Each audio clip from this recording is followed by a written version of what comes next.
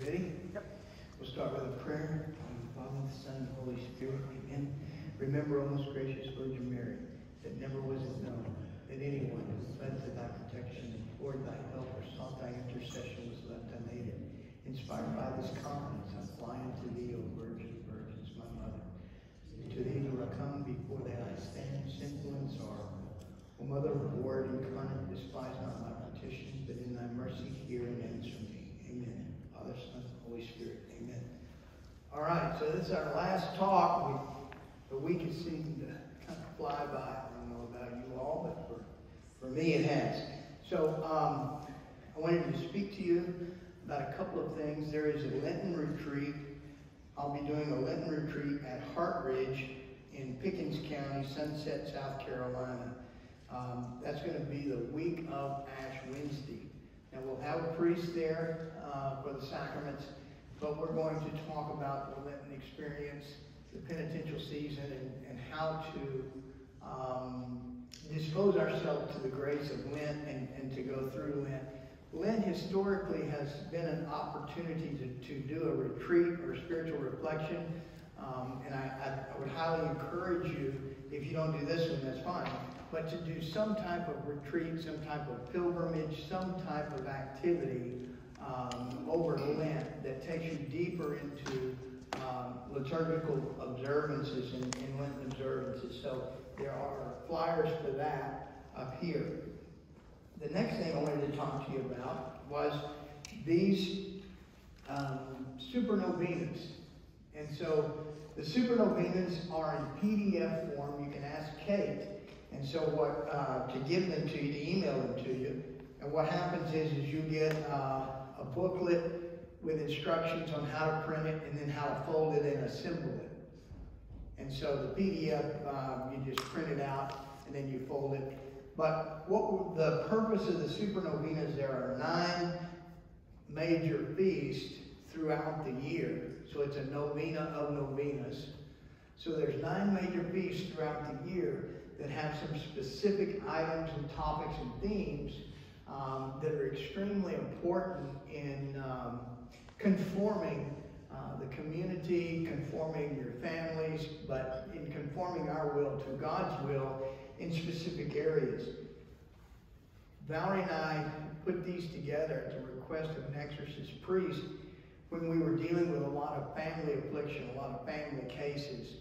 And it's amazing what happens if you get the family to pray these together. As many people in the family as possible. Now, we've got one particular family, they have 98 members, and they've been praying a yearly novena.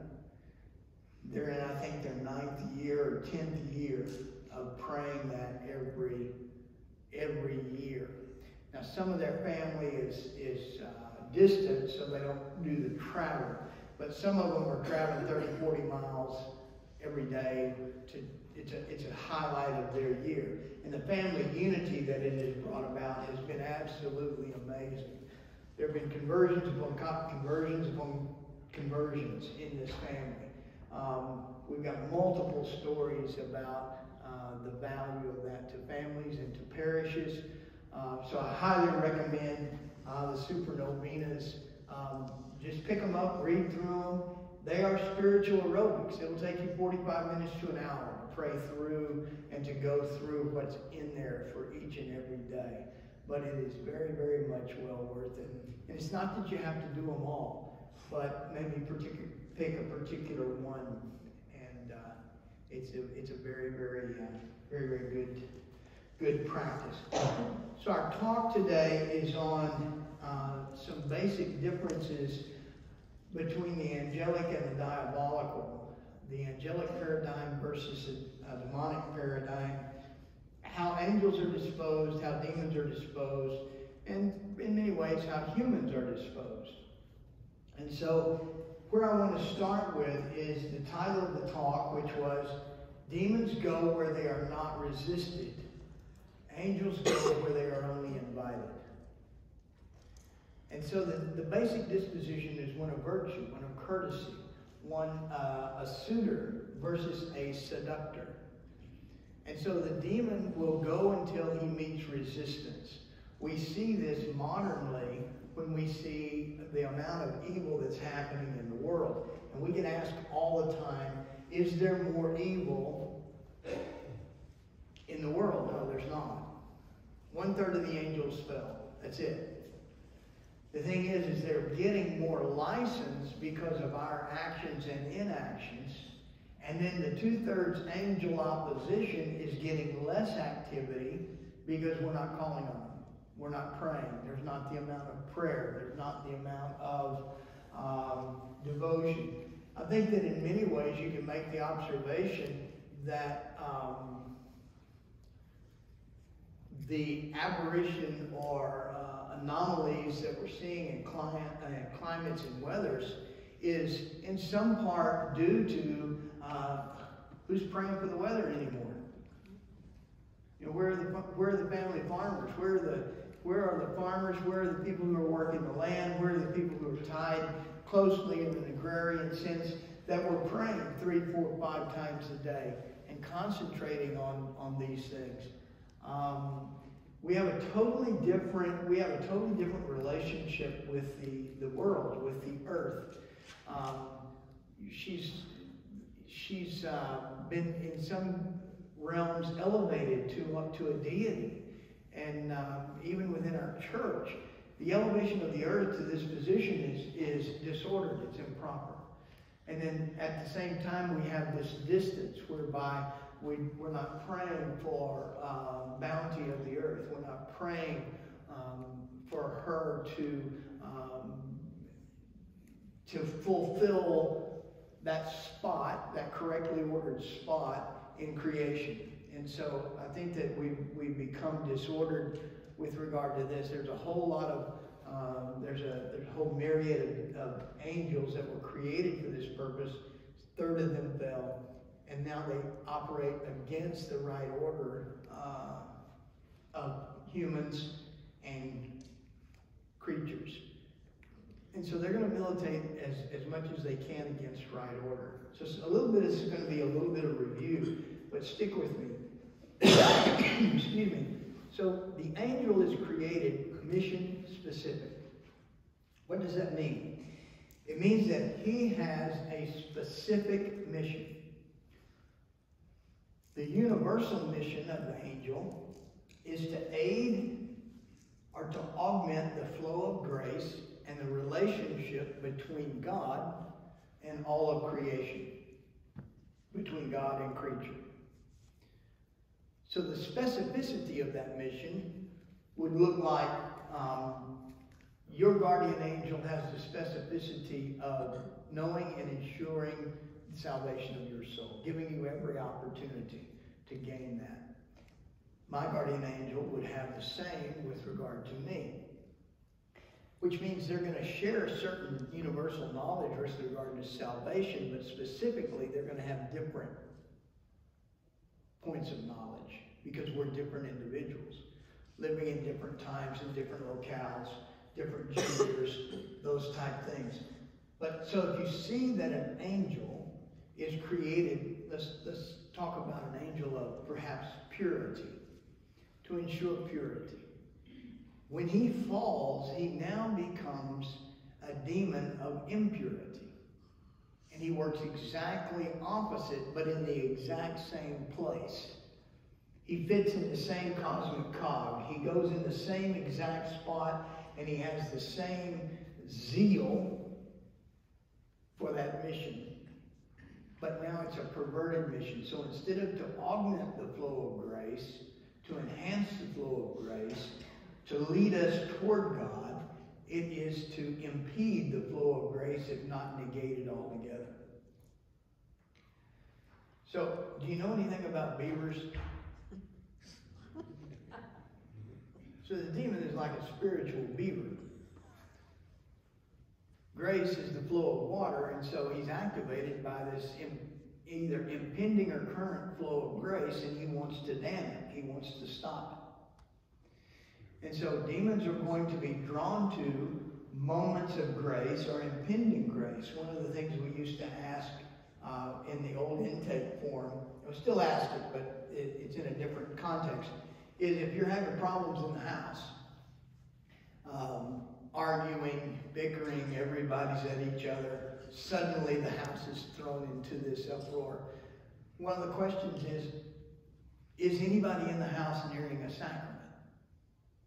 Is somebody about to have First Communion, about to have confirmation? Is anybody nearing a marriage? Is anybody, what is the occasion of grace that's about to happen in the family or in the house? Because the demon is going to oppose that and seek to diffuse that if he can. So if you're aware of these things, and that's not extraordinary. That's not extraordinary diabolical activity. That's just the ordinary activity of the demon among us or around us, which is going to be to oppose our movement toward holiness.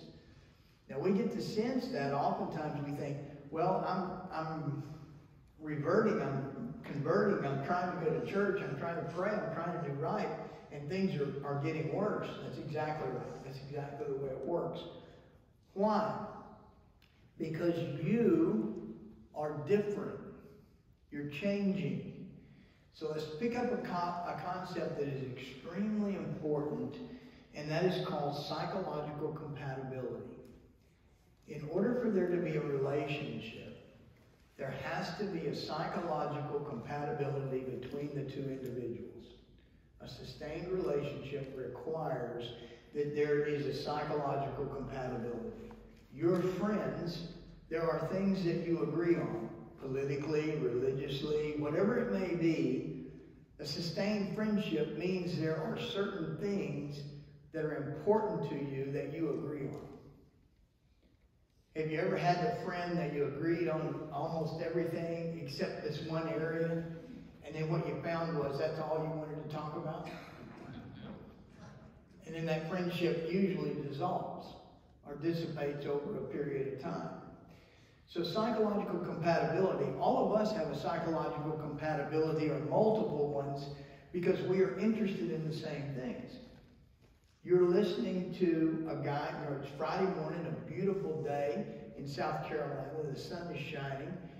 You're sitting inside a church listening to a guy talk about fallen angelic beings. You have some interest in this, or you wouldn't be here. So there's some psychological compatibility. Now let's talk about psychological compatibility from two different directions. One is, it is possible for people to, for the psychological compatibility to come as a form of maturity, to come as a form of formation or influence.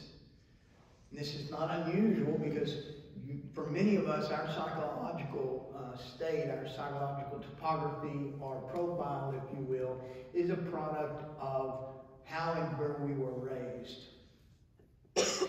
And so for people who, through no fault of their own, and this is a rare data set, I want to clarify that. Through no fault of their own, many people are possessed or have a demon present to them since before the age of reason. This is through abuse, satanic ritualistic abuse, formal satanic consecration, various other things. They are the exception, not the rule, but I want to mention them. In those cases, the demon is present to them early on. And so the demon has actually the ability to help shape some of their psychology with the constant diabolical commentary, if you will. And so in abuse victims and in others, it's happening early on. The demon actually helps shape their psychology or deform their psychology, essentially. So what this amounts to is when this person now reaches the age of reason, or they start to have a religious experience and they want to draw closer to God, that is psychologically incompatible with what they know. Does it make sense? Or what they think they know. But grace is a very, very strong force. And so as they're called closer to God, now there starts to be some psychological incompatibility. There starts to be some angst. Because the demon is not agreeing with what's happening now with this new psychological change. What are the psychological changes that I'm talking about that are most important is the shift from why to how. Why is this happening to me? To how can I use this for my salvation? The other shift is from entitlement to thanksgiving. And that shift is extremely difficult for the demon to deal with. Because if we're giving thanks to God for everything, and the demon is saying, yeah, but you deserved a better father, or you deserved a better mother, or you deserve this, or you deserve that.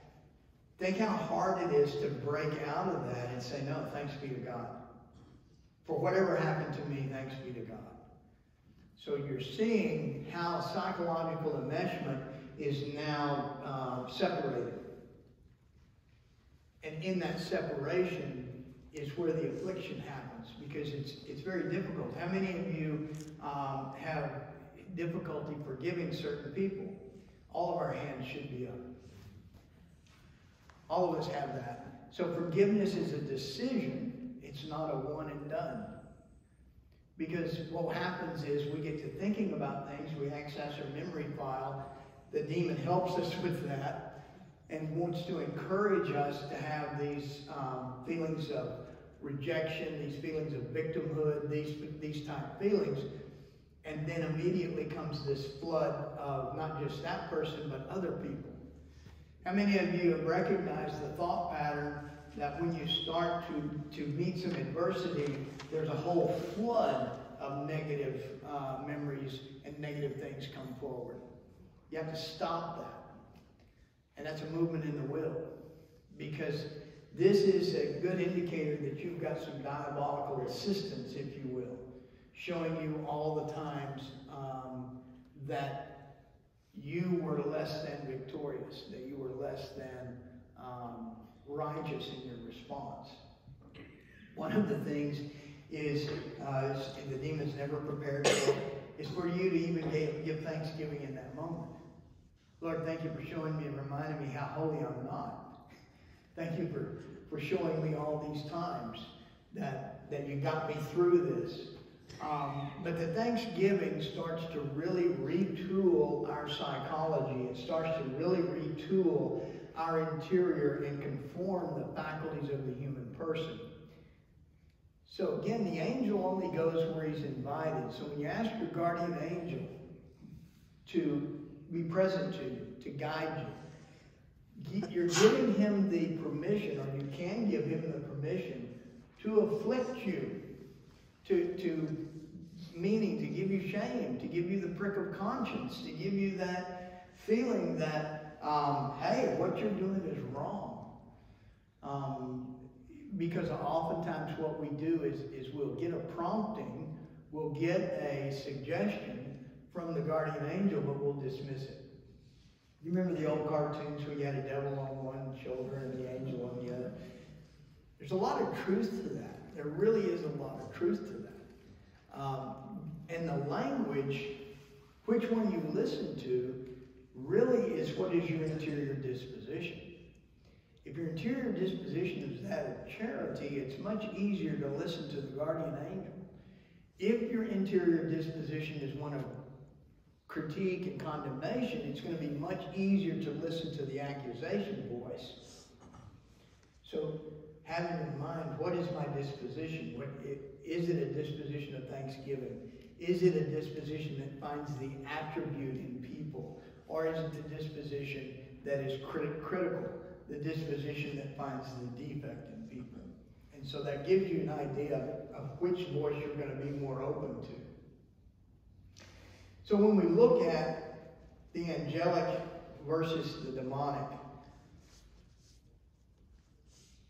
the angels outnumber the demons 2/3, 2-to-1. They're 2/3. St. Thomas said that 1/3 of all angels fell, meaning 1/3 of each one of the choirs.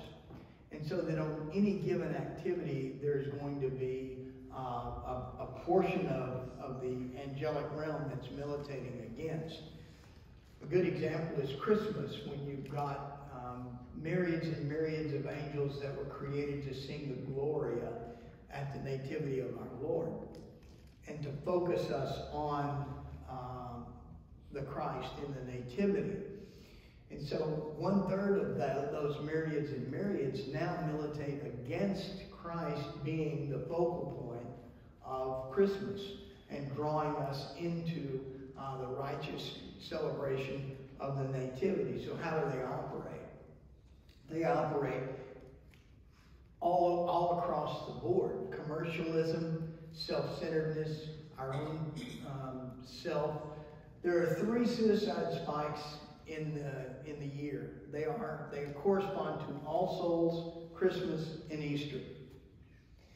And so in order for there to be a suicide spike, there has to be 2 things present. One, a feeling of despair, sins against the second person of the Trinity, sins against hope. The second one is that the person has to be the focal point, not God.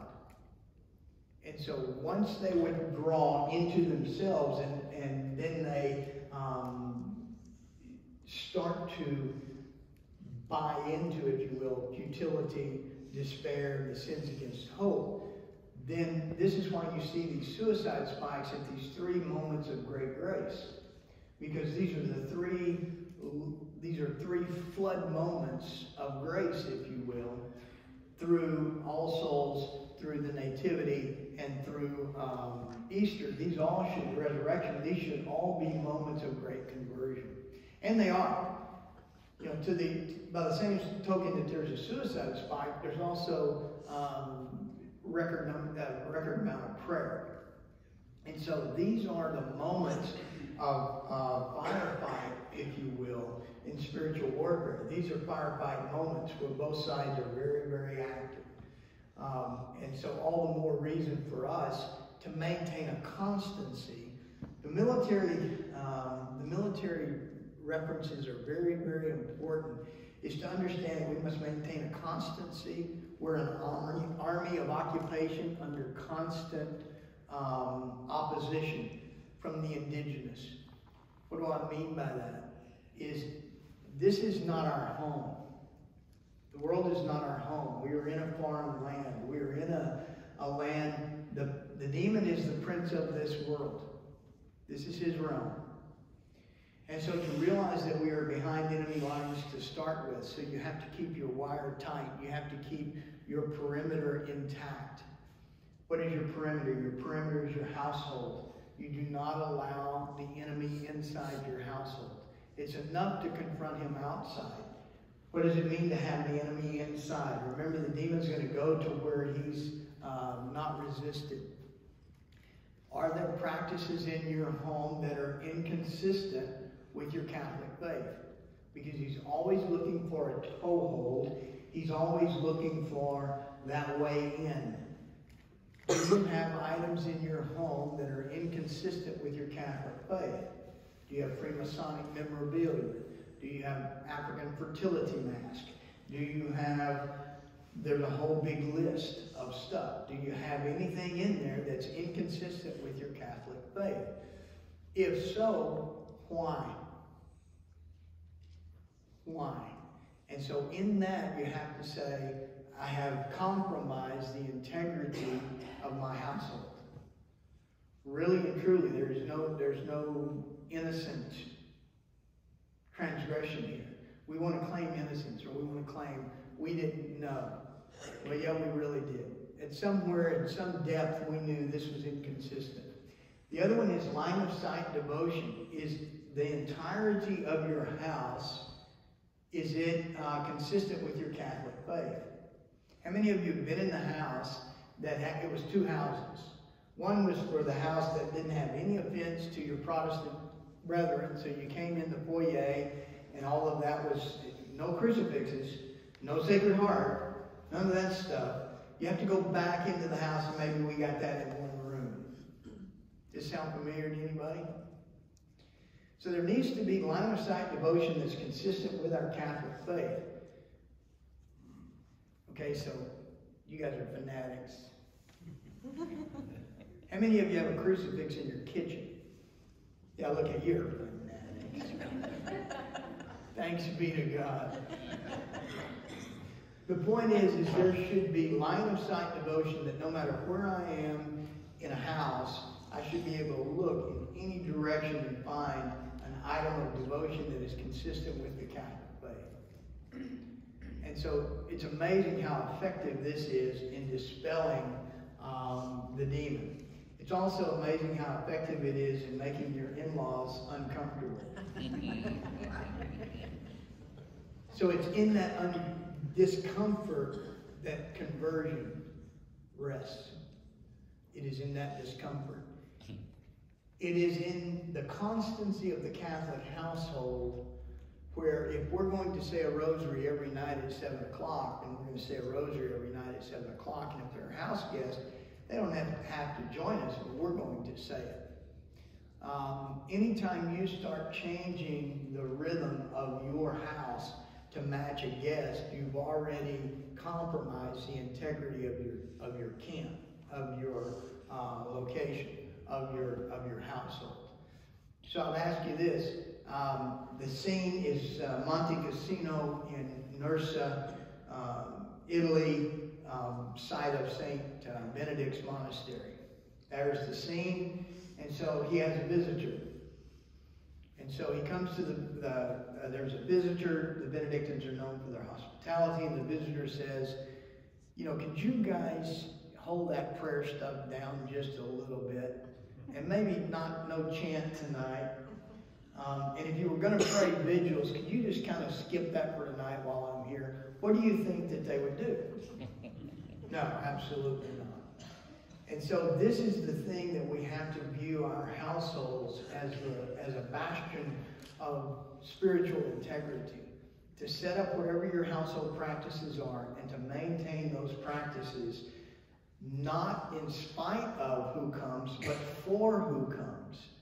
Because it's precisely this establishment that gives the family consistency and gives your testimony consistency, your confession of Christ and your faith.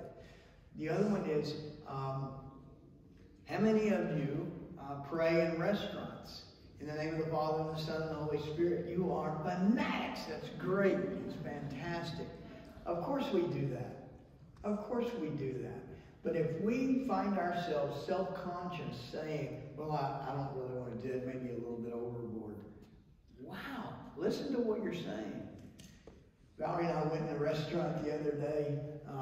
We got through and here, and then we went to a restaurant. We walked in, nice little family place, and some of you will probably know it. We walked in, and immediately is all this Freemasonic regalia, memorabilia. So I looked around. A lot of it was Shriner stuff. I looked around, and so I said, okay, we won't eat here. And so we started to leave, and the lady said, are you leaving? And we said, yes, we are. And that was just the end of the conversation. But I'm not going to go there. I'm not going to eat there.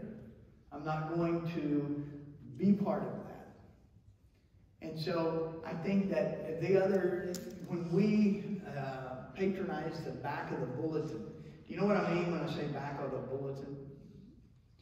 So how many of you, if you need a plumber, you're going to go to the back of the bulletin, or you need an electrician, or we really should support each other. What does it have to do with the angelic and the diabolical? What it has to do with is the angelic tend to be a cohesive force among community, and the diabolical tend to disperse community. They tend to fracture community. And so they want each individual on his own. And we make decisions. We either make decisions that are consistent with our faith or inconsistent with our faith. I never will forget, I called an electrician one time off the back of the bulletin in a town. And I said, I'm calling you because you're on the Catholic, you're advertising the back of the Catholic bulletin. He got real quiet. And he says, was that a problem? I said, no, I'm calling you because you're on the back of the bulletin. And two things. I expect you to be fair with price. And the other one is, I realize that you're going to tithe a portion of what I pay you back to the church. He got extremely quiet. But he ended up doing the work, and we ended up becoming very, very good friends. So I think to have those kind of conversations is very, very is very beneficial. It opens the air, it opens things up, and it makes sure that we're all on the same page, if you will. So the angelic disposition, another hallmark of angelic disposition is angels are very, very content with their pie slice of knowledge. Did we talk about that before? And so what it means is they know things within a particular area, but once we get out to the not knowing, then they realize they're not supposed to go any further. That we would do well to have this attribute, is that within our jobs or within our particular areas, if we come to something we don't know, then it's obvious we don't have the expertise to go there. But we as fallen humans, we'll offer an opinion on things we don't have a clue about. We'll offer our observation or our opinion, and we have this insatiable need to know. Well, the demon, once the angel falls, this boundary, this compactness, this definition of intellect now becomes a source of torment.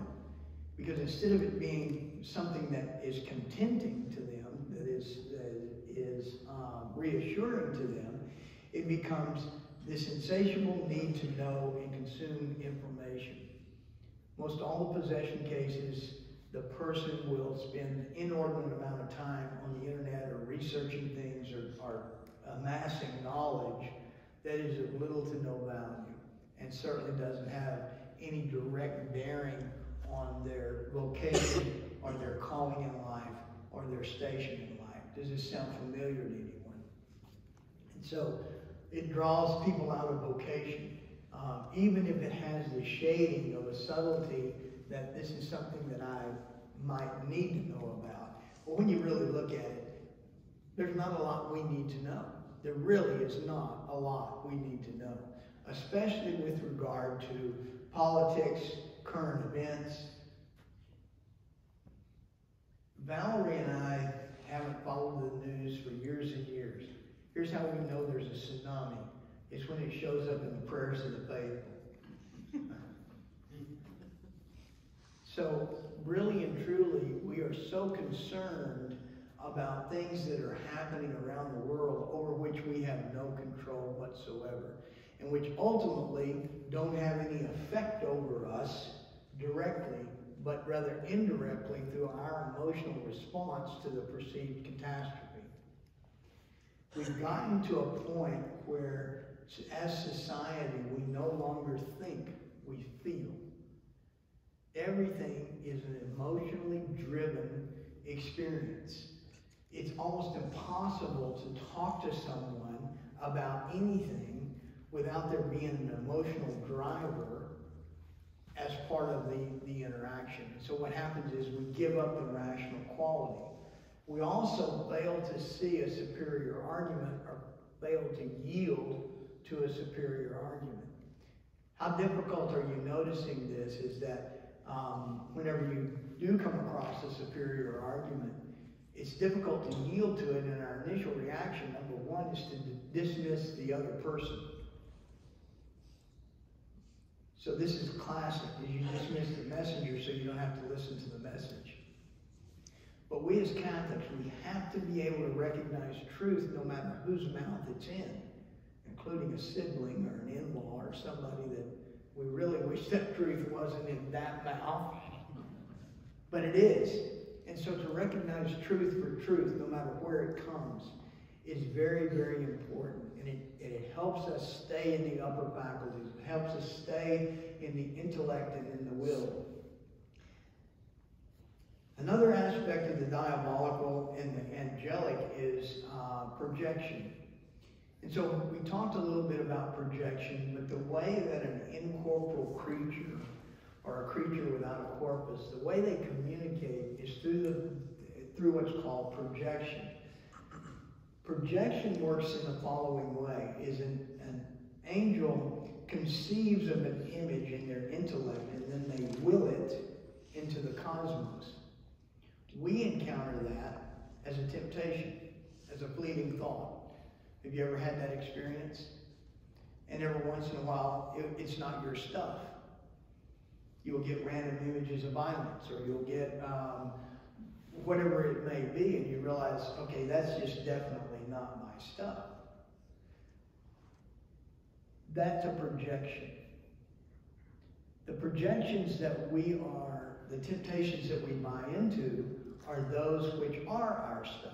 I used this example the other night, I think, but I'm going to give an image. This is an example of a projection, and there'll be certain people in the audience who will pick it up, and there'll be others who won't. And so here's the image. Pickles and peanut butter. Okay, how many people is that appealing to?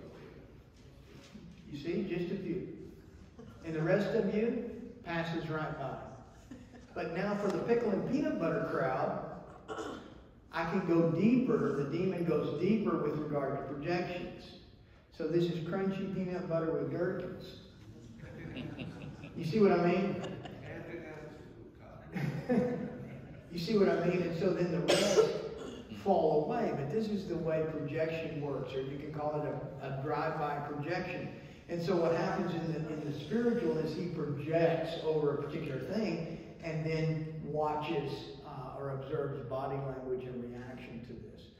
Then once you pick it up and start entertaining it, now there's a relationship. Is that also in dreams or just in reality? It can be in dreams. And so let's take it apart here and talk about dreams for just a moment. General observation is dreams are the most unreliable form of spiritual communication that there is, because there's more of us in a dream. And so I'll give you a good example. I had a dream. It was pretty nasty. So these big, huge, red, diabolical, greasy, nasty things, they were Italian. Speaking of Italian, they're after me. They're pressing down on me. And there's just hundreds of them. And they're huge. And I can't go anywhere. I'm stuck. And then I remembered the pepperoni pizza I had the night before. So what happens is there's a lot of us in there. So the Old Test, or the abbots who, monk would say, I had this mystical experience. First question, were you drunk? Had you been sleeping enough? Had you been eating enough? In other words, are you physiologically stable? And so most of the dreams have such a large physiological component to them that they're not really very reliable. So here's how you can tell when a dream is diabolically influenced and when it's not. If it's not diabolically influenced, it will tend to have recognizable imagery. It will have imagery that you recognize, people that you recognize, and they won't be in a deformed or grotesque state. The diabolical tends to deform and grotesque, especially landscape references, scale, people, their appearances. But the other main feature of diabolically influenced dreams are they tend to be very sequential. They play like a TV show.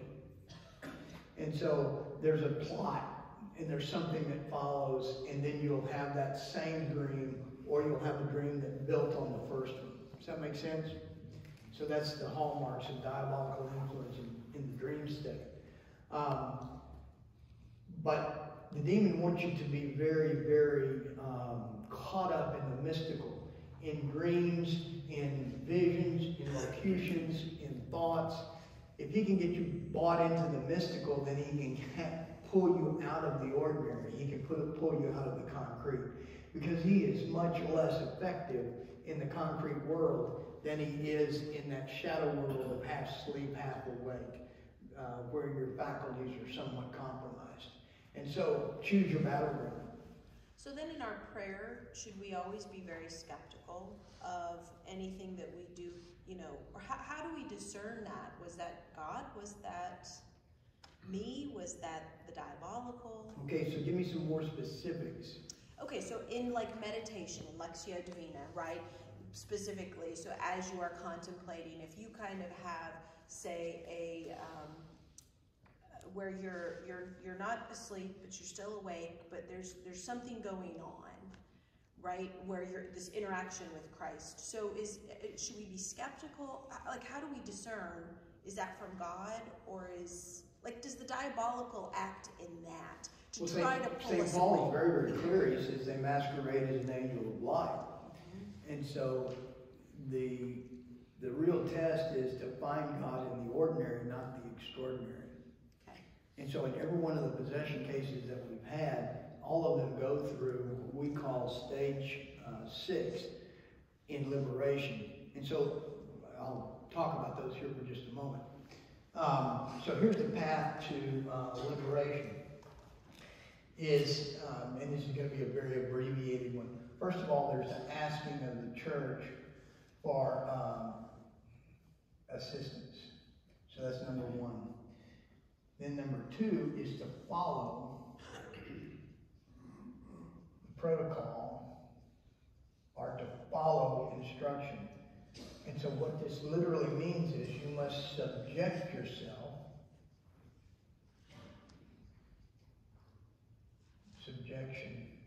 to the authority of the church.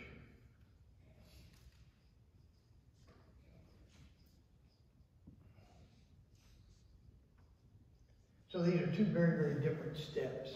Number 1 is to ask for help, ask the church for help. And so what we tell people, or what we counsel them, is to be very clear in what you're asking the church. What are you asking of the church? And then, does the church do that? I want a better job, happier life. I want my wife to respect me. Does the church do that? No. What does the church do? Provides the sacraments, instruction, and a path to join your suffering to Christ. Provides you a path to life everlasting. Provides you an opportunity to be reconciled with God the Father. So to be very, very clear, what am I asking of the church? I'm asking for protection, that none of my children ever become ill or sick or have any adversity. That's what I'm asking. Does the church do that? No. So this is a very, very important discussion. Ask for help, and then follow the protocol, or subject myself to the authority of the church. I want to be able to participate in the sacraments. Is that something the church does? Absolutely. Did I mention that I'm in an adulterous relationship and I have no intention of regularizing that? So now what we got? Can the church do this for me? No. So this is what's missing, is a subjection to authority. There has to be a subjection to the process, and this is our Lord. This is our Lord with the rich young man. Yes? Is this all prayer you're talking about? Say again? Is this all prayer when we're asking, what is this relating to when I ask these questions? And so this is what we're talking about in this particular schema, is the progression toward liberation for the person who's under diabolical influence. But back to your question, I think that your question has merit, because how often do we pray for something that is not grantable by God or by the church? This is something that God and or the church is not going to do, because it's not what they do. Does that make sense? If I pray fervently, God, don't make me experience death. Let me escape the experience of death. It's not going to happen. It's just not going to happen, because it's part of the constraints of humanity. It's part of creation. It's part of the matrix that is creation.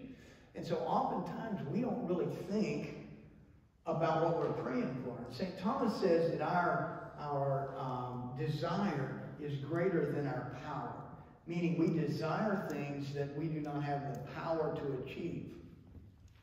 We also desire things that others don't have the power to achieve. So when these are the flights of fancy that we get involved in on the idea of an idyllic world or an idyllic relationship. If it's not real, if it's not grounded in reality, then we have stepped out of reality as well. If you're desiring for my child to do these certain things, sometimes that's realizable reality, and sometimes it's not. It's just not. So this is a very important step, this subjection to authority of the church. If there's a diabolical entity, this is where he's going to first start really kicking up. Is because he's going to want to oppose any kind of subjection to authority. He's going to want to oppose that. And then number 3 is accepting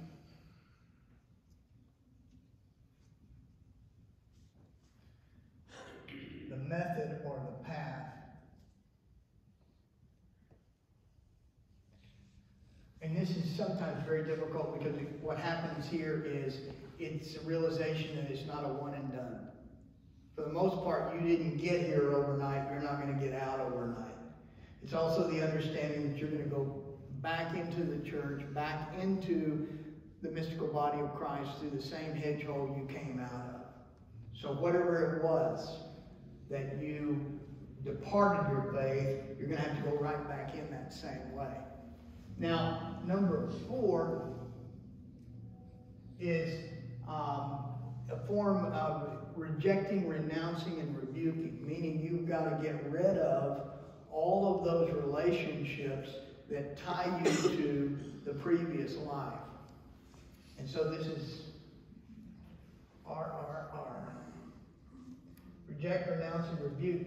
And it's also getting rid of all the material things that hold you in a psychological state or tie you to a period in your life when you are not in right relationship with God. And so there's many things that do that. How many of you have that song or that t-shirt or for some of us, what happens when you hear Born to Be Wild? Does your lip do that goofy thing and make you want to kind of, yeah, none of us were born to be wild. How many of us got that Grateful Dead t-shirt in the bottom drawer that there's no way we'll ever fit into it again? I'm telling you, all of us have got this stuff. We got to get rid of it. We got to absolutely get rid of this stuff because it's amazing how many ligatures. The term ligature is that which binds us to a previous thing, a life. Do you remember the story Gulliver's? Thank you. And so the Lilliputians have him staked to the beach. All the ligatures, all the strings, any one of them would not hold him. It's the totality of the ligature that holds us. And so it's amazing, we've got all of these things, and some of them are imperceivable. We don't really think about them. But they're there, nonetheless. And so look back on your relationships. Look back on, do I still associate with people that are not good for me? Pope St. Leo the Great had a series of homilies that talked about holy and unholy alliances.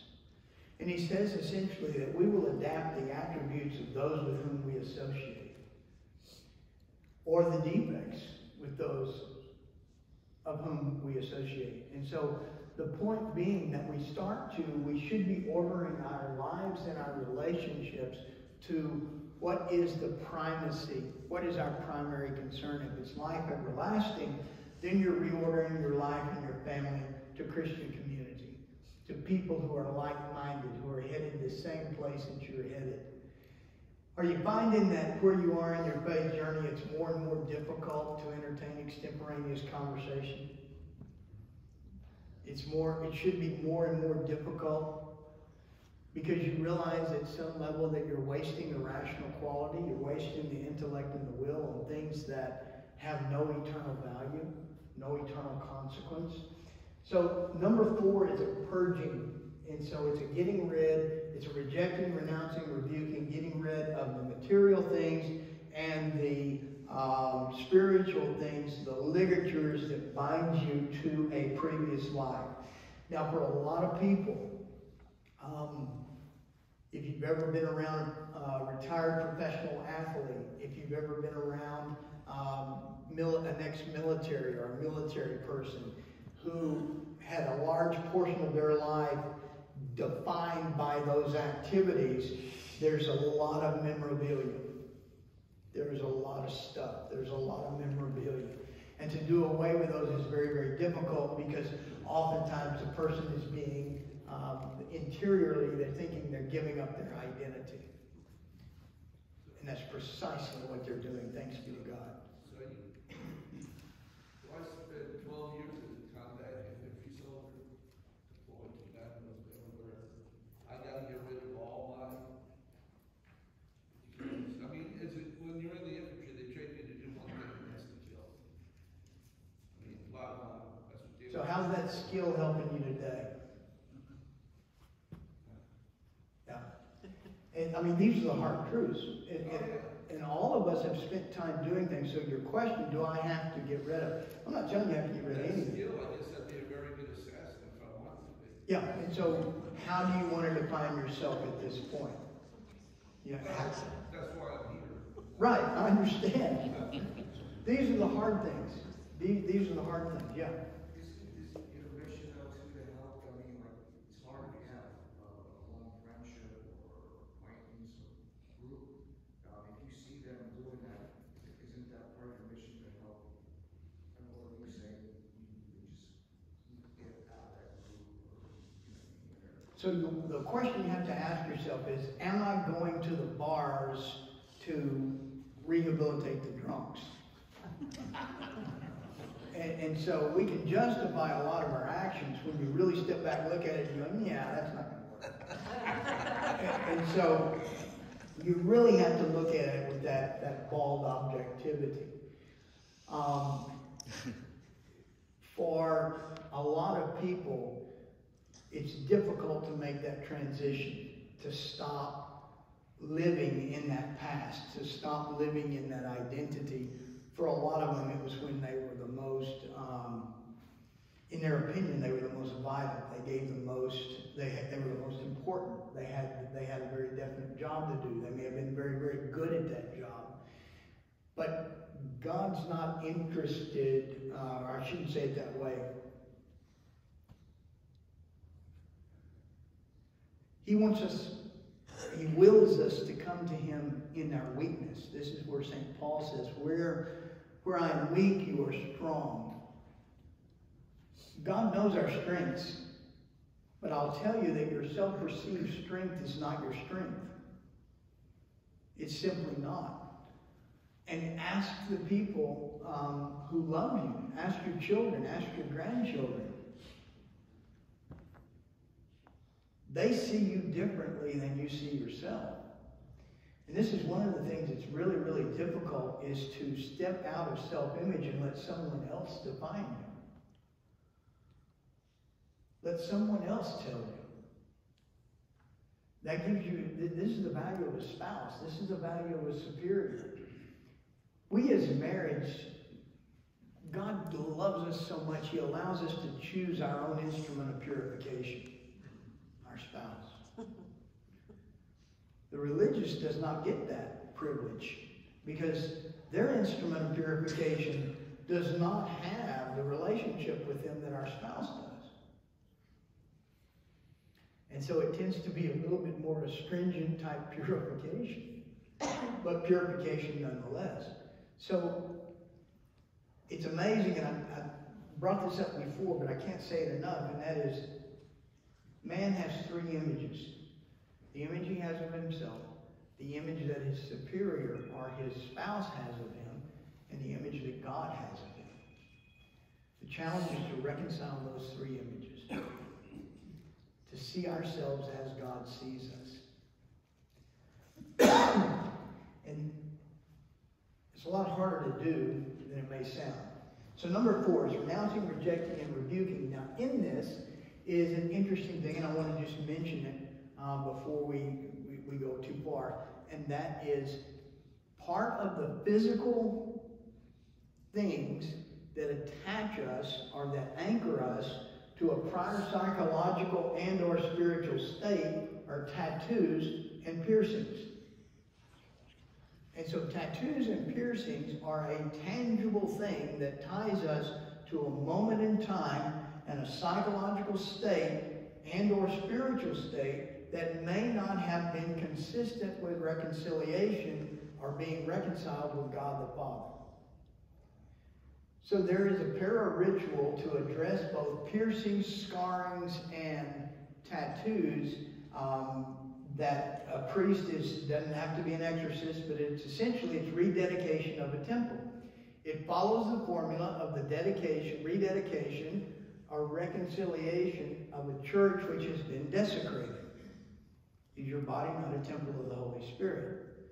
And so the tattoo, the piercing, the ritualistic scarring, this is a form of desecration. And so to go through that and to erase the spiritual context and the spiritual signature, if you will, it's amazing how effective this is, and it falls under this particular section. It's amazing how it aids in the flow of grace, because the tattoo, the piercing, the ritualistic scarring, do you know what I mean by ritualistic scarring? Okay, so some satanic groups have small nicks and cuts and keloid type scarring. Some tribes do this, but we don't see it too often in this country and recognize it. One of the ways we should recognize it is cutting. So cutting on especially young girls. And it tends to follow a Celtic ancestry. So it's a form of druidism. It's a form of blood witchcraft. And so the way you know that it's ritualistic is that it's symmetrical and tends to be across the appendage. If it's haphazard, it tends to be just a self-harm act involving hatred. So those are your first indicators. But ritualistic scarring, and they'll tend to go back into the same place, the same marks. So ritualistic scarring, tattoos, piercings.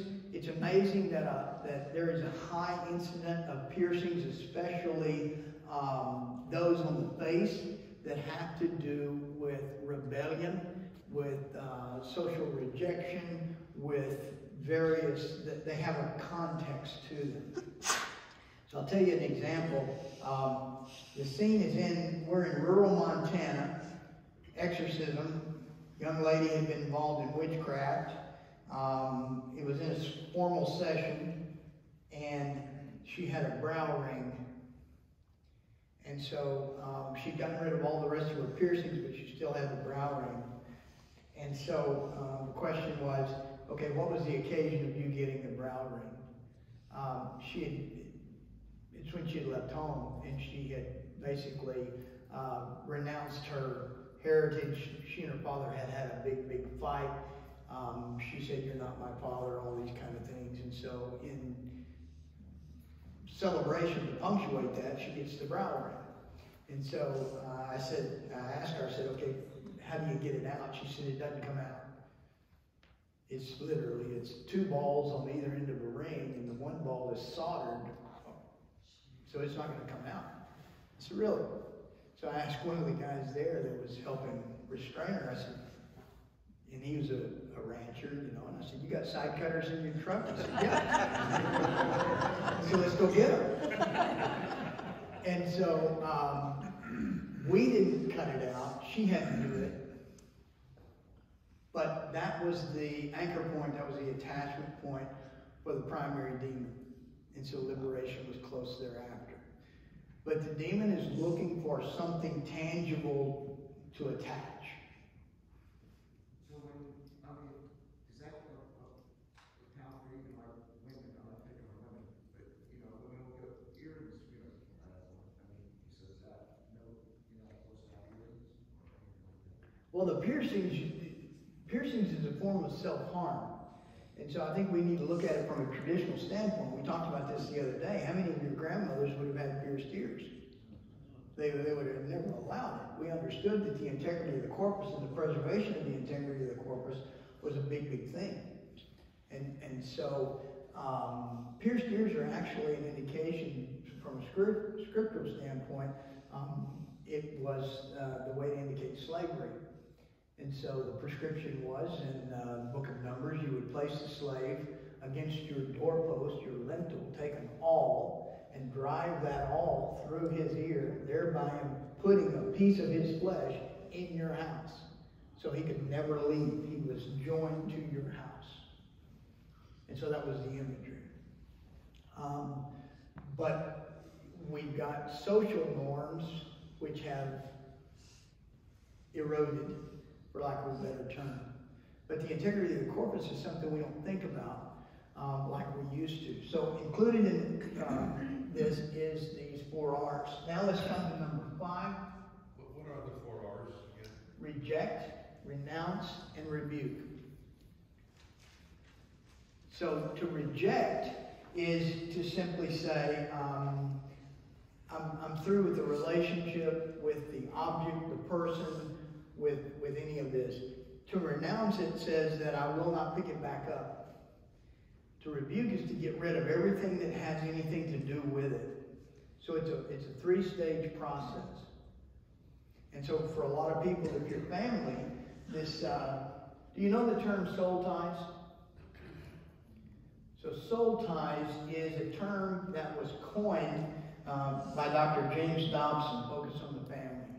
And he used it to talk about the linkage of souls through illicit conjugal union. The conjugal union is a spiritual act. And if you engage in that act, there is a soul linkage. Souls are linked. And it's supposed to happen within the confines of sacramental marriage. But because of the prevalence of the conjugal union outside of sacramental marriage, we've got a lot of baggage, we've got a lot of soul linkage, we've got a lot of these things. Now, this is not inconsistent with Catholic faith. In fact, he's borrowing precisely from what Pope St. Leo XIII was talking about, holy and unholy alliances. So, it's a big part of marriage prep and other things, I think, to talk about. Have you been intimate with someone else? Have you created soul ties through physical intimacy? Now, the other way to create soul ties is conspiracy. So those who have engaged in crimes together have a soul tie. Those who gossip together have a soul tie. So if you engage in mortal sin, conspiracy to commit mortal sin with another, then there is a soul tie there by definition. Your souls are linked. And so what you're wanting to do is sever all of those illicit relationships. As St. Paul talks about, don't you know when you're with a prostitute, you are joining your flesh with hers? Correct. Soul tie. Precisely Soul what. tie, you say. Yeah, and it's not anything new. It's just the way we're talking about it. It's a very, and then another classic example of this is, and back to the memorabilia and other things, is the conversion of Clovis. And I think we get a good insight into this when the conversion of Clovis, king of the Franks. So here's the scene. Clovis is a warlord's warlord. He was a Genghis Khan kind of guy. And he was bloodthirsty, and he was relentless, and he was the king of the Franks, and it was all through intimidation and force. And so he captures a young lady of nobility whose family had converted to Catholicism, to Christianity. And she essentially stands up to him and says, I will not do these things. And so he respects her because he realizes, he's essentially saying, don't you know that I can kill you? Sure, I fully realize that, but I'm not going to do what you say in this bridal chamber. I'm not going to do these things. And so this really, Clovis has never had a woman stand up to him, an unarmed person stand up to him. This is totally against his warrior mentality. But she begins to pray for him, and she says, if you will invoke my Lord, you will win. And so he's looking for any advantage, and he says, if I invoke your Lord and march under his banner, his sign, his sigil, and I am victorious, I will convert. This is exactly what happens. He marches under the banner of the Lord. He is victorious, and he makes good on it. He makes good on the conversion. But the conversion is at the hands of, or the baptism is at the hands of a Bishop Remigus. Bishop Remigus was a very formidable character. This is in like 600, 650 in Germany. And so he tells Clovis to come with his select guard to the church on a certain day, and so he does, and there's thousands of people there. And so the story is that Remigus says to Clovis, strip. So he makes him lay down all his arms, totally naked, and then he points to places on his body, ritualistic scarring, other things. Do you reject this? Do you renounce this? Do you rebuke this? What is this? And so he goes through the renouncing, rejecting, and rebuking, and then at the end of it he tells Clovis, now, worship that which you burned, and burn that which you worshipped. And so all of the talisman, the charms, everything else that they had toward pagan deities, toward all of these things, he and his men burned. And there were 3,000 grown men, his select guard, that were baptized on that day. And that was huge. And so that was the conversion of Clovis, king of the Franks. But very apparent to that, and part of that, was the destruction of all of those things inconsistent with the Catholic faith. And to be rid of all of those memorabilia. And so that's what's happening in number 4. Is there anything in our homes, in our interiors, that is inconsistent with our Catholic faith?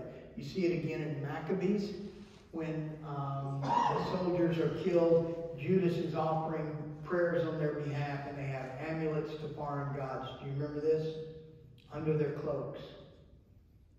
They wore charms, they wore amulets to foreign gods. We can't have anything inconsistent. Now, modernly, a lot of times we have cultural things that are not consistent with our Catholic faith. Enculturation always meant that we took the church into the culture, not that we brought the culture into the church. That's what it has always meant. And so we must bring the church to the bear, to the primacy. Now, number 5. This is manipulation ceases.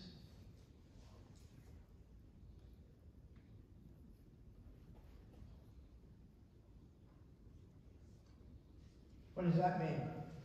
It means the imposition of our will upon another. Manipulation is the simplest form of witchcraft. It's whereby we seek to impose our will on the will of another, thereby subjecting their free will. All of us do it. All of us do it to varying degrees. We need to stop it. Because if we impose our will on someone else's, St. Thomas says very simply, is that you can't entice someone to act. You can't impose your will on someone else without transgressing virtue. So we always transgress a virtue when we do that. Manipulation also says that I'm trying to achieve an end and I can justify the means by the end. And that's against basic Catholicism. That's against basic Christianity. Is we cannot militate against the integrity and dignity of the human person by imposing our will on the will of another. Here's the not exception, but a whole different thing is when you're a parent, or when you have the obligation to impose God's will through your will on one that is subject to you through the natural law. Manipulation is trying to influence someone's will who is not subject to you, who is not under you in the natural law. So, husbands and wives, there's a point here to be made. siblings, there's a point here to be made. Any of those that we do not have clear authority over, and we're wanting them to do our will, then there's a real temptation for manipulation. Is it always a temptation? Or is there a time of manipulation? You should go ahead and do it. The question becomes, it's not going to be manipulation if it's righteous, if you have the authority to do it. But if you're trying to get them to choose the way you want to go, and you're enticing them to do that, then that's dangerous. But if you haven't got the authority. It's an elderly person, latter stages of life. You've seen changes in their life where they were very religious. I mean, always at Mass, saying the rose prayers all the time, and well, due to COVID, then they're in isolation and have got away from that. Even to the point where they're saying that I don't know if I'm of any use anymore. I don't see anybody anymore. This type of thing. And part of that is because of the imposed restrictions we have. And saying that, this man comes to visit me in the middle of the night in my dreams and tells me I need to jump off the balcony. Am I manipulating if I step in I don't know. So manipulation is to try to affect a behavior. So the imposition of the will is to try to affect the behavior. But you bring up a really, really good point as you're going through that. Number one is, what's the focal point? The focal point on the person he's talking about has shifted from God to the person. Right. And so you point out, what you're saying now is inconsistent with your life lived as a Catholic.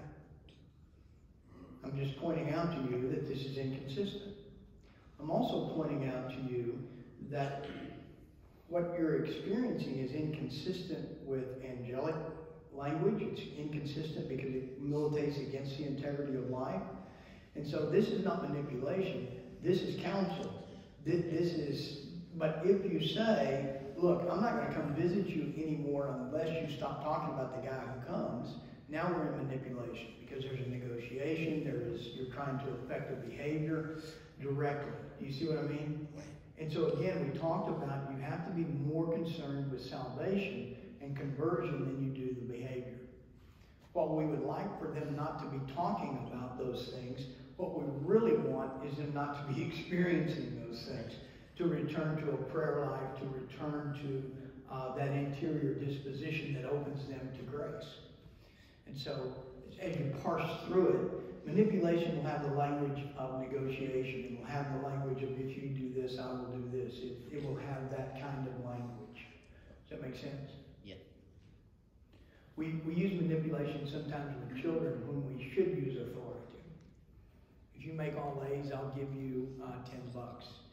Okay? No, you're going to make all A's because you're capable of making all A's. And that's what is expected. And so there's a different. So authority is a very, very important thing. It's how authority is not only discharged but received. And then it's a good question. I think it's a good point is to look at the scenario and say, okay, here's the temptation for manipulation. Here's what really needs to be done is to point out to the person what you're saying now is inconsistent with your life having been lived as a Catholic. And you really want to encourage them to finish well, finish strong. But the moment they say, I don't feel like I have any value, then they've lost the focus on God. Is this world 100% manipulation because of Satan being the prince of the world? I mean, the satanic influences. It seems like you turn on the TV, they're trying to manipulate you. Politicians are manipulating you. Everything's manipulation. That is the coin of the satanic realm. It's one of the features of the diabolical paradigm, if you will. But it doesn't mean you have to participate in it. Right. And so to recognize it for what it is. And so the integrity, the angelic paradigm wants to foster free will and the right use of free will. The diabolical paradigm wants to impose will. And it's a good point. I mean, that is one of the chief differences between, in the angelic paradigm, it's love and charity. We want the best for each other. We want the good. We will the good for the other. In the diabolical paradigm, it's dog eat dog. It's stand on however many skulls you've got to stand on to get you some elevation. It's do what's necessary to look out for number one. Both the Catholic and the pagan have the same sense, same slogan. We must look out for number one. The difference is, for the pagan, number one is themselves. For the Catholic, number one is God. And so it's that difference in disposition, that difference in focus, creature or creator. So manipulation ceases. Now, what that means is, that is saying God's will be done. And then I conform my will to God's will. Number 6 is the rejection. Now remember, these are stages that one has to go through to achieve liberation. Rejection of all mystical phenomena. What does that mean? Every possession case we've ever had, at some point, the demon has started to supply mystical phenomenon. And so it's really easy to get caught up and say, well, what did the apparition say? What did we want to gauge content? Don't even go there. Just reject all mystical phenomenon. The reason for this, and it's very tried and true in the church. How many of you are familiar with the stories of Faustina? And so at some point our superior said, you have to reject this. Every time mystical phenomenon has come forward, the church has placed it under obedience. Remember the story about the boy in the temple and the gift of knowledge and all of the charismatic gifts? I told you that story, right? And so charismatic gifts have always been purified. Locutions, mystics have always been purified through obedience. We will investigate multiple cases of stigmata, of other mystical phenomenon in a year. And very simply, the test, the very first test is, you ask the person to suppress the activity, or not to tell or not to share the activity. And the reaction is going to be one of two. It will either be abject obedience. Yes, absolutely, Father, whatever you say. And then they want some specifics about when they start experiencing things. Or it will be, there's no way I'm going to hide this. God told me I had to show the world. I have to. And so I. Again, the focus is on them.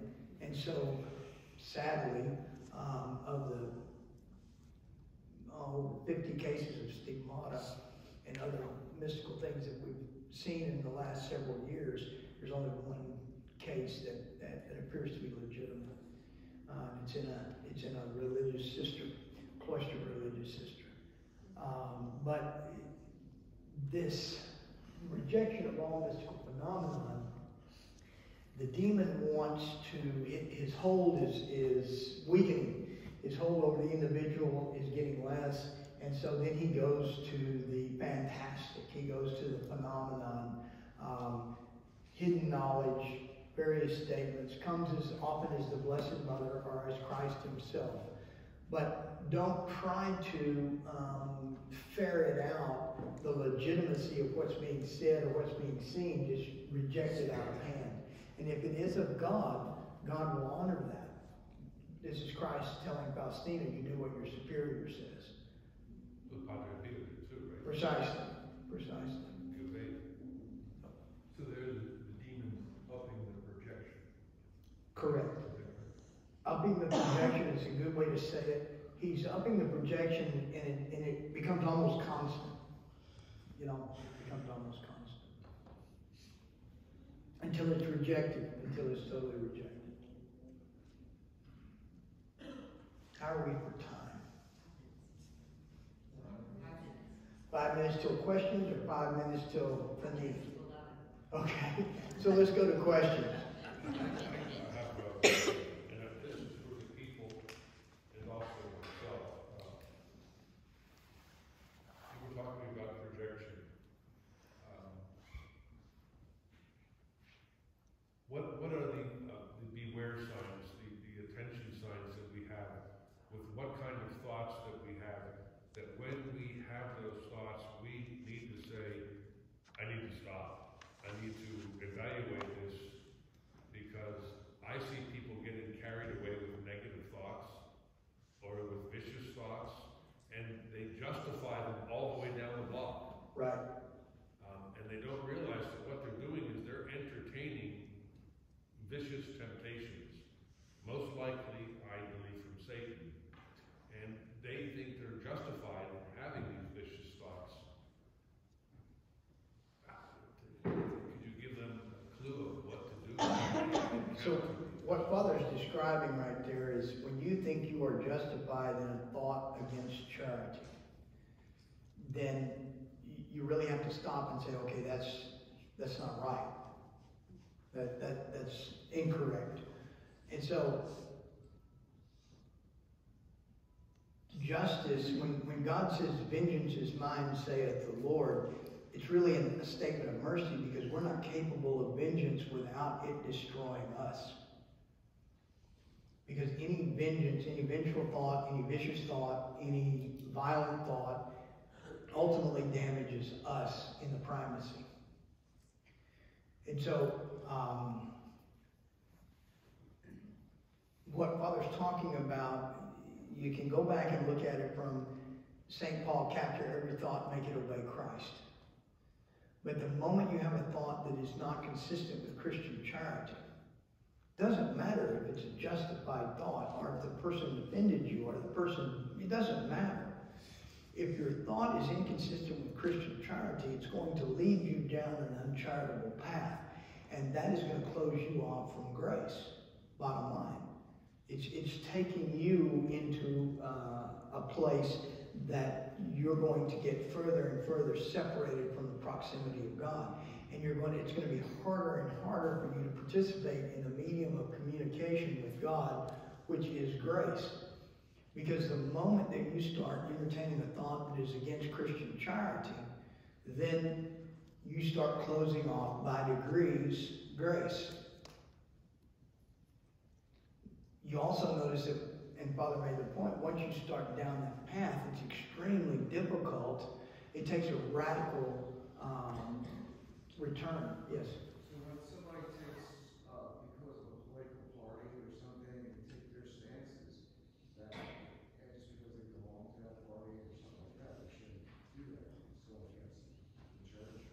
Say it again. If somebody's going against, if they're taking a stance for like a political party, okay, and it's against the church, so you shouldn't go or something else. You know what I mean? Just because you belong to that party or something like that. Well, simply stated, you're correct. You can't get involved in uncharitable activity, and charitable meaning Christian charity, that which endures to salvation. And so there has to be a consistency, but what you're going to find is, St. Paul also says we have to avoid the near occasion of sin. We have to absolutely, we're the ones who are custodians of our mind, custody of thought, what we do, where we go, what we take in. We have everything to do with the sovereignty of ourself, what comes in. And so if you view yourself as a sovereignty, as a kingdom, what are you taking in? You know, what are you taking in through your senses? What are you reading? What are you watching? What are you listening to that is inconsistent with your Catholic faith? And if you're allowing these alien influences into your sovereignty, there's going to be unrest. This is back to the army of occupation. If you're giving aid and comfort to the enemy, to the indigenous enemy, then you're going to be compromised. You're going to end up being run out of your own sovereignty. Does the projection always ping at the individual, or is this just something the demon casts out to potentially a group of people and let's see who we hook? Or is it really a suspected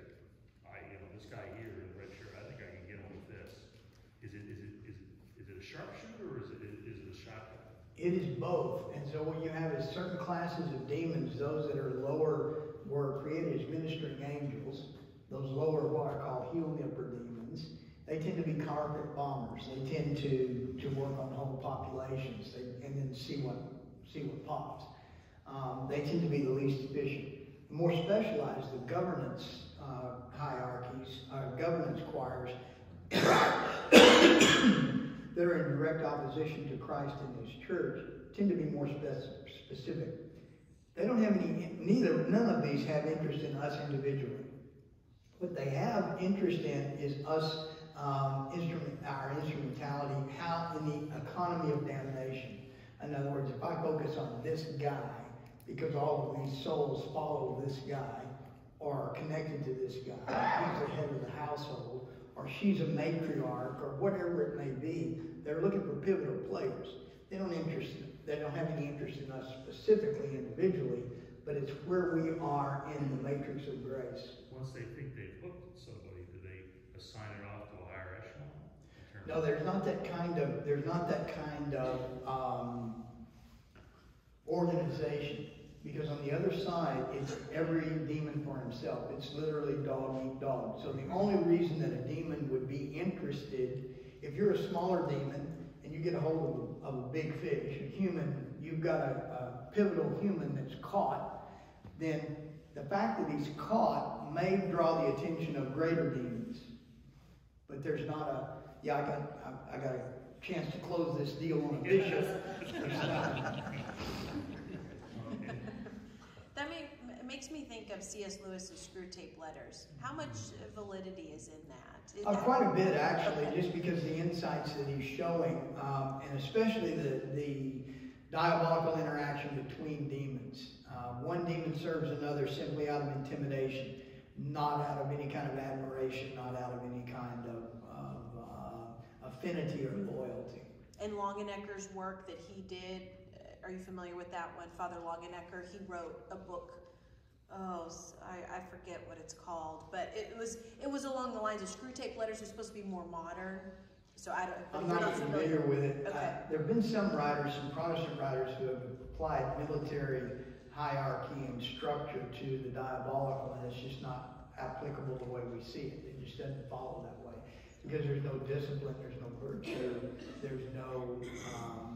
there's no matrix that allows that to happen. So remember, the other side's chaos. Everybody's operating for themselves.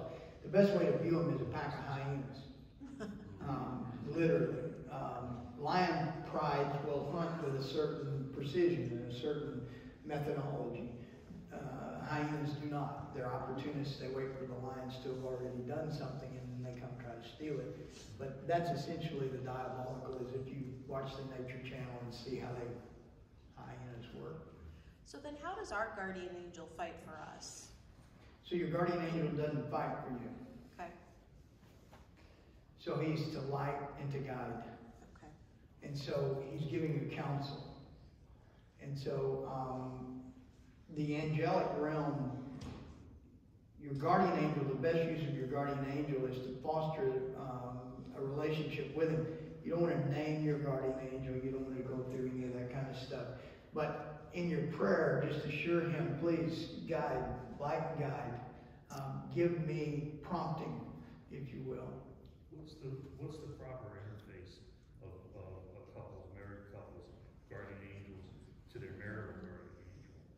So you bring up a great point. So there's a vocation angel. And so what's happening there is you've got three angelic entities.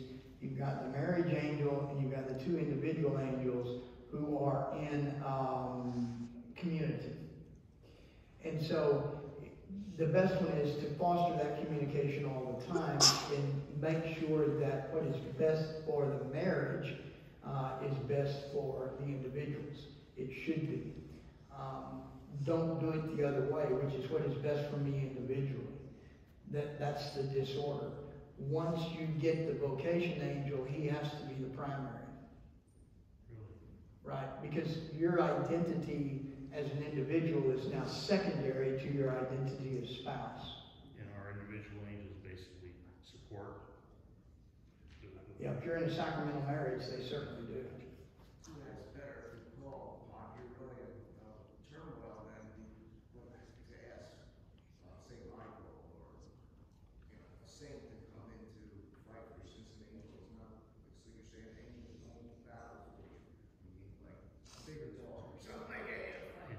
Well, when you're, directly to intercede for you. so they're going to support your effort, provided your effort is righteous. You can't command or request an angel to participate in something that is against God's holy will, which is salvation for all creatures. And so you have to be aware of what you're asking. But when you're talking about St. Michael the Archangel, defend us in battle. That in battle, it means that be with us in a battle, in a conflict. Don't do it for us, don't do it in our stead, but be with us. Augment our efforts. And this is really what the angel does, is augment our efforts and augment the flow of grace, augment those activities that we are pursuing to build up the kingdom of God and to ensure right relationship with God the Father. I have a question, and it's about yoga. There are some churches that actually support this, which, you know, I mean, when you think about yoga stances, I mean, they are basically to an idol. So how does that work? It doesn't. You're talking about mystical phenomena. So here is again, this is our experience with yoga. When I say our, the Society's Most Sorrowful Mother, Father Ripperger, the exorcists that we've worked with, and that is this, is we have had several possession cases where yoga was a very important aspect of the possession. We've only had one case where yoga was the primary vector of the possession. So let's talk about that. What I mean primary vector. That the demon, the possessing demon, is present to the person because of and through yoga in primacy. And that was a person who, a Catholic person who had decided to become a yoga instructor and had actually gotten into the spiritual aspects of it as well. So she was in hook, line, and sinker. And so the possession came, and it was fairly rapid possession. But yoga is particularly nasty because there are 5 very, very functional, powerful demons associated with yoga that are being empowered through incantation and observance and yoga practices on a daily basis. And so this is where they draw their power. So first of all, is the yoga poses themselves are incantations to demons. Yoga means yoked. It literally means to open yourself to another entity, another energy form. And so there are many false deities, Eastern deities, that provide that. And it's a very elaborate and formalized practice. You cannot separate the yoga poses from the spiritual content. You simply cannot, because they're unique to that spiritual connotation. For instance, if I were to tell you I am simply doing this hand exercise for the exorcism, the exercise value, I'm stretching, that's all I'm doing. So that doesn't have any meaning, right? No, absolutely not. I cannot separate that motion from its universal spiritual meaning. I simply cannot. And so yoga is no different than anything else in that our intention is not what is controlling. I can tell the policeman, it was not my intention to speed, therefore you gotta let me go. So our intention has never been what is controlling. And so yoga is inconsistent with the Catholic faith, very simply. And people will say, well, what can we do to stretch? And Father Ripperger always says, no one ever got possessed doing marine calisthenics. It's interesting when you go to airports, magazines, how yoga has been placed everywhere. But nowhere do you go in the airport do they show you a guy kneeling at a pew with a rosary in his hands. It's always yoga is the enlightened way, right? And the person is calm and it's peaceful. And they just plaster it everywhere. But not, hey, by the way, if you're really nervous in the airport, why don't you say a rosary as you're going through? They've ignored Catholicism, but Hinduism, everywhere. So there's a stance on yoga. Of the possession cases where yoga played a secondary or tertiary part, the person has to cease the practice, reject, renounce, and rebuke all the accoutrement, all the things that go with it, and the relationships. It's very, very interesting that one of the things about yoga is that they insist on there being this closer, kind of an intimate relationship between the people that you practice with. And so that's it. Yes? Could you please offer some practical guidance? You talked about turning off the news, but then we also talked about being in the cultural realm. And I find it very necessary as a mother to understand what's happening in the culture, to be able to create that bastion, to create a protective barrier for my family who's in the world, hopefully not of it. So I feel I don't know how I balance turning off the news and not being informed or active, even politically, with being just focused on protecting my family.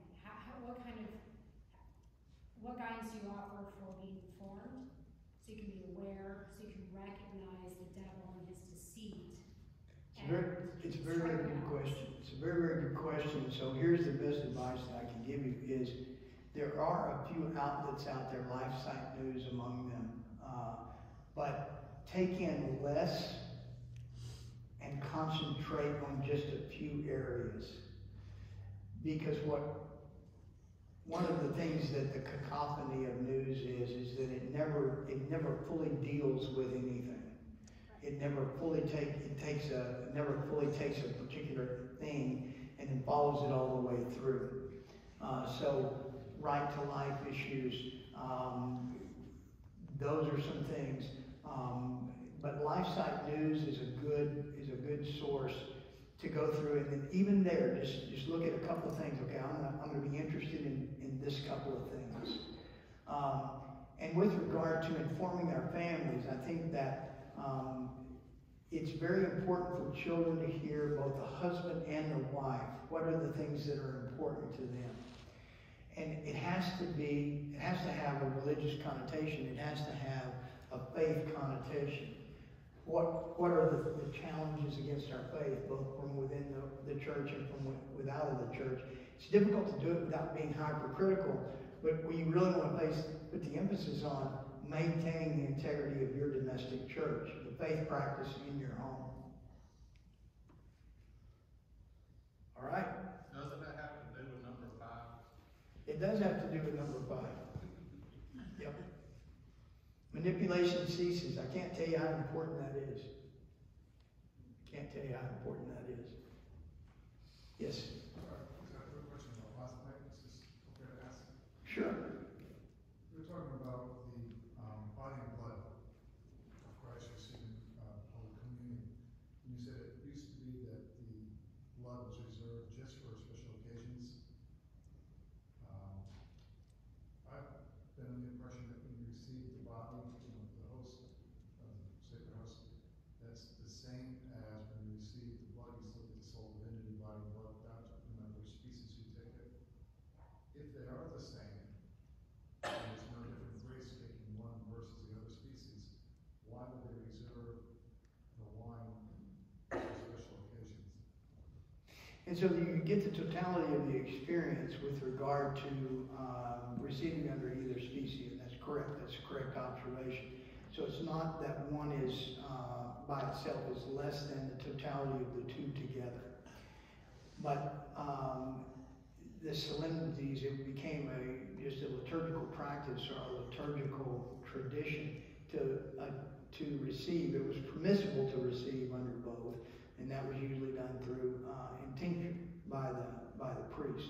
And so it just added a solemnity, it added a level, an elevation, if you will, to the liturgical celebration to receive under both species. In the same way that High Mass or Pontifical Mass has some things added to the liturgical observance, they don't change the efficacy of the Mass, they just heighten the experience. Yes?